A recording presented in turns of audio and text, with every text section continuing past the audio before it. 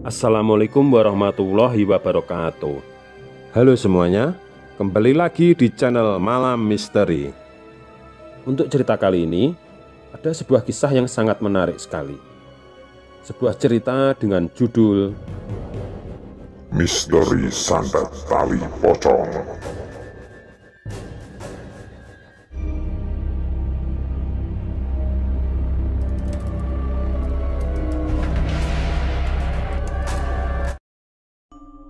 Semenjak kandungannya mengalami keguguran, Ayu melalui hari-harinya dengan kemurungan dan kesedihan. Melihat hal itu, Angga benar-benar tidak tega. Akhirnya dia membujuk Ayu bagaimana kalau mereka memungut anak pungut. Dan ternyata Ayu pun setuju. Karena dia sangat merindukan kehadiran anak kecil di rumahnya. Mereka pun akhirnya memungut anak dari sepasang suami istri yang tidak lain adalah tetangga mereka sendiri. Namun ternyata sangat disayangkan. Ternyata mereka memungut anak dari pasangan suami istri yang wataknya tidak begitu baik. Di mana pasangan suami istri ini meminta persyaratan yang tidak mudah. Pasangan suami istri ini bernama Sarno dan Sundari. Sore itu, Sarno sedang ngobrol di teras dengan istrinya, Sundari. Begini Bune, tadi Juragan Angga bilang kalau dia ingin mengadopsi Sigit. Sigit ini adalah anak dari pasangan suami istri ini yang saat ini masih berusia 1 tahun. Mendengar perkataan suaminya, Sundari pun berkata, "Ya tidak apa-apa Pak, kan anak kita sudah banyak. Tidak apa-apa kalau sudah diadopsi Juragan Angga. Tapi bilang kepada Juragan Angga, kalau mereka mau mengadopsi Sigit, mereka juga harus mau menjamin kehidupan kita Pak." "Maksudmu?" tanya Sarno agak heran. Sundari kemudian melanjutkan kata-katanya. "Begini Pak, mintalah kepada Juragan Angga agar setiap bulan memberi uang kepada kita sebanyak 10 juta. Sarno tidak menjawab kata-kata istrinya. Dia hanya manggut-manggut, sepertinya memikirkan sesuatu. "Idemu bagus juga Bune. Tapi apa Juragan Angga mau?" Sundari pun langsung menjawab, "Ya pasti mau Pak. Juragan Angga itu sangat ingin mempunyai anak. Dia pasti mau." "Baiklah kalau begitu, besok akan aku coba." Keesokan harinya, Sarno datang ke rumahnya Angga dan mengatakan niatnya. Ternyata Angga dan Ayu tidak keberatan dengan syarat yang diajukan oleh Sarno. Akhirnya Sigit diadopsi oleh Angga dan Ayu. Dan setiap bulan, Angga dan Ayu selalu memberikan uang sebanyak 10 juta kepada pasangan Sarno dan Sundari. Namun seiring berjalannya waktu, ternyata uang 10 juta itu dirasa masih kurang oleh pasangan suami istri yang serakah ini. Setiap tahun mereka meminta tambahan mulai dari 15 juta sampai 20 juta.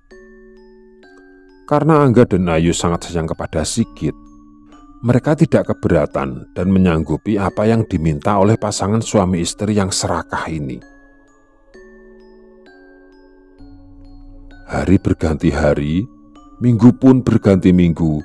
Akhirnya Ayu pun kembali hamil. Mendapati kenyataan itu, Angga sangat bahagia. Dan tepat di usia kehamilan 9 bulan 10 hari, Ayu melahirkan seorang anak laki-laki dan mereka beri nama Arman. Angga dan Ayu ingin berbagi kebahagiaan dengan orang-orang di sekitarnya.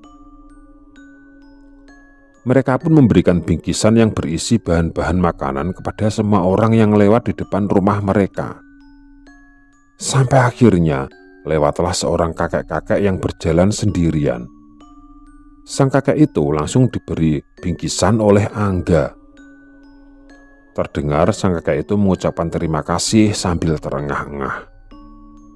"Terima kasih nak, tapi bolehkah saya minta minum? Saya haus sekali," kata kakek itu. Dengan senang hati, Angga pun mempersilahkan kakek itu masuk ke rumahnya. Begitu sang kakek itu selesai minum, Angga pun bertanya, "Sebenarnya kakek ini mau kemana dan nama kakek siapa?" "Nama saya Mbah Darmo, jadi panggil saya Mbah saja. Saya itu mau mengunjungi anak saya yang namanya Sastro," jawab sang kakek tersebut. "Oh, Sastro suaminya Rusmi itu ya, Mbah?" Saut Angga. "Ya nak, dan ternyata rumah anak saya itu bersebelahan dengan rumah sampean ini," kata Mbah Darmo. Beberapa saat kemudian, setelah mengucapkan terima kasih, Mbah Darmo pergi untuk menemui anaknya. Namun, kebahagiaan Angga dan Ayu ini ternyata menimbulkan kekhawatiran kepada Sarno dan istrinya. Pasangan suami istri yang licik ini khawatir kalau Angga dan Ayu tidak sayang lagi kepada Sigit dan tidak akan memberikan lagi uang kepada mereka. Walaupun sebenarnya kekhawatiran mereka itu sama sekali tidak terbukti. Karena walaupun Angga dan Ayu sudah memiliki anak kandung, namun Angga dan Ayu tetap sayang kepada Sigit. Dan setiap bulan, Angga dan Ayu selalu memberi uang yang banyak kepada Sarno. Namun ternyata keserakan Sarno dan istrinya ini benar-benar membutakan mata hatinya. Keserakahan akan harta benar-benar menimbulkan prasangka buruk dan kekhawatiran. Akhirnya mereka merencanakan untuk membunuh Arman, anak kandungnya Angga. Pada suatu ketika, Sarno dan Sundari pergi ke sebuah dusun terpencil. Ternyata mereka menemui seorang dukun yang terkenal memiliki kesaktian untuk membunuh tanpa menyentuh. Intinya dukun ini memiliki keahlian dalam hal santet menyantet. Mereka meminta sang dukun agar bisa menghilangkan nyawanya Arman, anak kandungnya Angga. Sang dukun pun menyanggupi permintaan sepasang suami istri yang jahat itu. Setelah dia menerima pembayaran yang sangat banyak, sang dukun pun segera melakukan ritual. Dan Sarno pun disuruh menanam sebuah buntalan yang di dalamnya berisi tali pocong. Sarno diharuskan menanam buntalan itu di sekitar rumahnya Angga. Menurut rencana, mereka akan mengirimkan santet tali pocong kepada Arman, di mana dalam rencana mereka, setelah Arman ditemui pocong kiriman sang dukun dan diikat dengan tali pocongnya, maka Arman akan menderita sakit yang sangat keras dan akhirnya meninggal dunia. Keesokan malamnya, dengan mengendap-endap, Sarno mendatangi rumahnya Angga. Sejenak, lelaki itu menoleh ke kanan dan ke kiri. Setelah dirasa aman, Sarno langsung menggali tanah di sekitar rumah dan menempatkan buntalan tali pocong, kemudian menguburnya. Begitu Sarno pergi, tiba-tiba Arman sangat rewel sekali. Anak laki-laki berusia 3 tahun ini benar-benar tidak mau tidur. Bahkan sampai jam setengah 12 malam pun, Arman masih saja belum mau tidur dan tetap bermain di halaman rumah. Angga dan Ayu akhirnya agak khawatir juga. Mereka merasakan ada sesuatu yang tidak beres. Karena Arman tidak mau diajak ke dalam rumah, akhirnya Angga nekat menggendong Arman. Namun ketika Arman digendong, dia menangis meronta-ronta. Tiba-tiba berhembuslah angin yang sangat kencang, yang pada awalnya banyak sekali suara jangkrik dan binatang malam bersautan. Namun begitu ada angin yang berhembus sangat kencang itu, suara-suara binatang malam itu langsung lenyap seketika. Setelah angin yang berhembus sangat kencang itu berhenti, Arman pun akhirnya tertidur di pelukan Angga. Sesaat kemudian, Angga dan Ayu masuk ke dalam rumah dan mengunci rapat-rapat pintu dan jendela. Namun, beberapa saat setelah mereka menidurkan Arman, mereka mendengar suara getaran seperti tanah yang dihentak oleh benda berat bertubi-tubi. Jeluk, jeluk. Karena penasaran, Angga dan Ayu mengintip lewat celah-celah jendela. Mereka melihat di halaman rumahnya ada sesosok pocong yang sangat besar. Tingginya saja hampir mencapai 3 meter. Terlihat pocong itu berubah menjadi asap dan menyelinap masuk ke dalam rumah. Ternyata asap penjelmaan pocong itu langsung menghampiri Arman yang sedang tertidur pulas dan masuk ke tubuh anak tersebut. Melihat hal itu, Ayu langsung menjerit dan dia merasakan seperti terbangun dari tidurnya. Ayu baru sadar kalau ternyata itu semua cuma mimpi. Namun, mimpi itu benar-benar seperti nyata. Di sore harinya, Arman badannya sangat panas. Dia rewel sekali. Angga dan Ayu langsung membawa Arman ke dokter. Sepulang dari rumah dokter, ketika mereka mau masuk ke rumah, Ayu melihat Mbah Darmo datang membawa 2 bungkusan. Entah apa isi bungkusan tersebut. Mas Angga, Mbak Ayu, ini tadi anak saya memasak masakan kesukaan saya. Tapi tadi saya suruh masak agak banyak, biar saya bisa berbagi dengan sampean. Ini tolong diterima ya, kata Mbah Darmo. Wah, terima kasih Mbah, kata Ayu sambil mengelus-ngelus Arman yang dia gendong. Sejenak Mbah Darmo raut mukanya langsung berubah serius. Mas Angga dan Mbak Ayu, saya merasakan ada yang tidak beres di sini, Mas, Mbak. Tidak beres bagaimana, Mbah? Tanya Ayu kepada Mbah Darmo. Begini, saya merasa seperti ada aura jahat yang sangat berbahaya di sini. Kakek tua itu meraba keningnya Arman. Setelah meraba kening anak itu, Mbah Darmo menggeleng-gelengkan kepala. Kenapa Mbah? Apa yang terjadi dengan Arman? Tanya Ayu kepada sang kakek. Terlihat Mbah Darmo menghela napas panjang dan berkata, sepertinya Arman ini ada yang mengincar. Maksudnya bagaimana Mbah? Tanya Angga dengan nada cemas. Kemudian Mbah Darmo bertanya, apa kalian tidak menemukan hal-hal yang aneh sebelum hal ini terjadi? Mungkin gejala-gejalanya atau penyebabnya pasti kalian merasakannya. Kemudian Ayu teringat mimpinya tadi malam. Akhirnya dia menceritakan hal itu kepada Mbah Darmo. Tadi malam saya bermimpi didatangi oleh setan pocong, Mbah. Setan pocong itu berubah menjadi asap dan masuk ke tubuhnya Arman. Kembali Mbah Darmo menghela napas panjang dan berkata, ternyata ada seseorang yang tidak senang dengan kebahagiaan kalian. Anakmu ini terkena santet tali pocong. Apa Mbah? Santet tali pocong? Yang benar Mbah. Tapi saya merasa selama ini saya tidak punya musuh Mbah, kata Angga kepada Mbah Darmo. Mbah Darmo hanya bisa tersenyum mendengar ucapan Angga yang sepertinya tidak percaya. Kalian jadi orang itu jangan terlalu polos. Punya musuh atau tidak itu bukan kita yang menentukan. Karena kita tidak tahu isi hati orang lain terhadap kita. Kemudian Mbah Darmo meminta 2 bungkus garam dapur.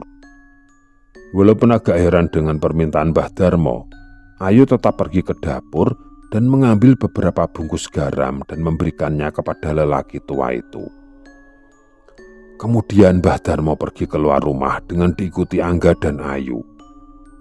Sampai di luar, Mbah Darmo kemudian menaburkan garam itu ke sekeliling rumah sambil merapalkan mantra. Beberapa saat kemudian, terlihat sebuah asap mengepul dari salah satu sudut halaman. Mbah Darmo langsung menghampiri tempat asal dari munculnya asap itu. Bergegas Mbah Darmo langsung menggali tanah tempat munculnya asap tersebut. Akhirnya ditemukan sebuah buntalan yang berisi sebuah tali. Ini, kalian bisa lihat sendiri kan? Ini adalah tali pocong. Ini jelas ada seseorang yang tidak senang dengan kebahagiaan kalian. Dia menanam tali pocong ini untuk menyantet Arman dengan santet tali pocong. Kemudian Mbah Darmo kembali ke dapur dan merebus air. Terlihat kakek itu seperti meramu sebuah ramuan dari dedaunan. Setelah ramuan dari dedaunan itu selesai dibuat, Mbah Darmo kemudian menghampiri Arman. Ini tadi Mbah sudah membuatkan ramuan dari daun kelor dan air 7 sumber. Ini nanti harus diminum Nak Arman sampai habis. Pokoknya malam ini harus habis, tidak boleh tersisa. Besok sore kemungkinan besar kondisi badan Nak Arman sudah membaik. Setelah kalian semua sudah melakukan apa yang saya sarankan ini, saya besok akan datang kembali ke sini. Akhirnya Angga dan Ayu menuruti semua perkataan Mbah Darmo. Mereka meminumkan ramuan itu kepada Arman. Dan benar saja, setelah Arman meminum ramuan tersebut, keesokan harinya Arman merasakan dirinya sudah benar-benar sehat. Di malam harinya Mbah Darmo kembali datang. Di tengah malam Arman dimandikan air kembang. Di sela-sela mandi kembang itu, Ayu bertanya kepada Mbah Darmo, "Kira-kira siapa ya Mbah yang mencelakai anak saya?" "Nanti sampean akan tahu sendiri," jawab Mbah Darmo. Mbah Darmo terus memandikan Arman dengan air kembang. Sambil memandikan, kakek tua itu terus merapalkan mantra. Bersamaan dengan Arman mandi kembang, Sarno dan Sundari merasakan badannya sangat gatal semua. "Waduh, kenapa ya badanku gatal semua ini?" kata Sarno. "Aku juga Pak Ne, badanku gatal semua," saut Sundari. Akhirnya suami istri ini pun bangun dan berniat langsung mandi. Namun setelah mandi bukannya gatalnya berkurang, tapi malah semakin menjadi-jadi. Sarno pun kemudian mengambil dupa dan menyalakannya. Dia duduk bersila sambil membaca mantra. Beberapa saat kemudian muncullah sesosok setan pocong dan langsung berdiri tepat di depannya. Kemudian Sarno berkata, "Tolong aku, sepertinya ada kekuatan besar yang menyerangku, tolong aku," kata Sarno mengiba-iba. Pocong itu pun kemudian berkata, "Angga ternyata bersama seorang kakek yang bukan orang sembarangan. Dan aku terus terang tidak sanggup menandinginya. Sebaiknya kamu berhati-hati," kata sosok setan pocong itu sambil tiba-tiba menghilang. Mendapati kenyataan seperti itu, muka Sarno langsung pucat pasi. "Waduh, bagaimana ini? Apa yang harus aku lakukan Pak Ne?" kata Sundari ketakutan. Rasa gatal itu semakin menjadi-jadi. Dari hari ke hari, kondisi Sarno dan Sundari semakin parah. Sekujur tubuh mereka melepuh kemerah-merahan dan ada yang kebiru-biruan. Nanah mulai keluar disertai bau yang sangat busuk. Karena tidak sanggup menahan rasa sakit yang tak kunjung hilang, akhirnya sepasang suami istri ini nekat meminum obat pembasmi hama yang biasa mereka gunakan untuk menyemprot padi. Kedua orang serakah ini pun langsung tewas seketika.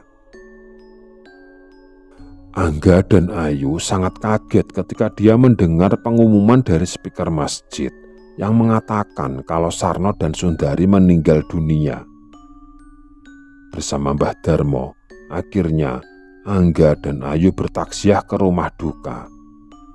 Di situ terlihat Sigit menangisi kedua orang tuanya yang sudah meninggal. Angga pun mengelus-ngelus Sigit dan dia berjanji akan tetap merawat anak itu dengan segenap kasih sayangnya.